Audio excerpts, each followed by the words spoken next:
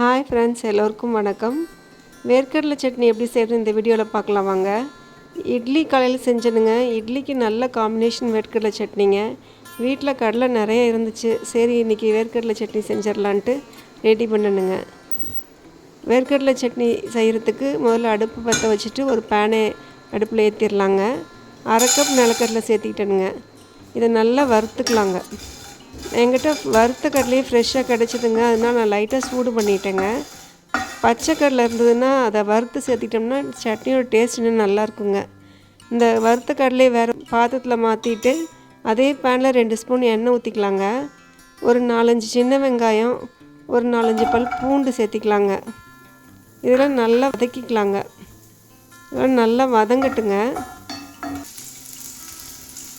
ஒரு சின்ன துண்டு புளி சேர்த்திக்கலாங்க. ஒரு 4-5 வரமிளகா சேர்த்திக்கலாங்க. காரம் ஜாஸ்தி வேணுங்கிறவங்க இன்னும் ஒரு 2 மிளகா கூடுதலாக கூட சேர்த்திக்கலாங்க. அது அவங்கவுங்க விருப்பம்.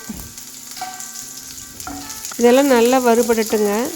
இதெல்லாம் நல்லா வறுத்ததுக்கப்புறம் வேறு ஒரு பாத்திரத்துக்கு மாற்றி ஆற வச்சிடலாங்க.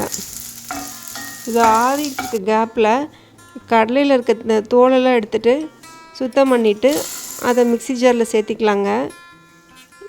பிறகு வறுத்து வச்ச எல்லா பொருட்களையும் மிக்ஸி ஜாரில் சேர்த்திக்கலாங்க.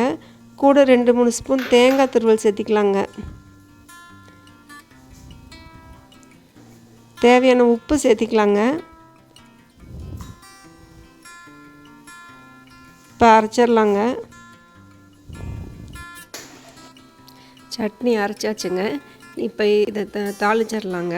சுவையான கடலை சட்னி ரெடி ஆயிடுச்சுங்க. இதை நீங்களும் ஒரு தடவை வீட்டில் ட்ரை பண்ணி பாருங்கள். இந்த வீடியோ பிடிச்சிருந்தால் லைக் பண்ணுங்கள், ஷேர் பண்ணுங்கள், சப்ஸ்கிரைப் பண்ணிக்கோங்க.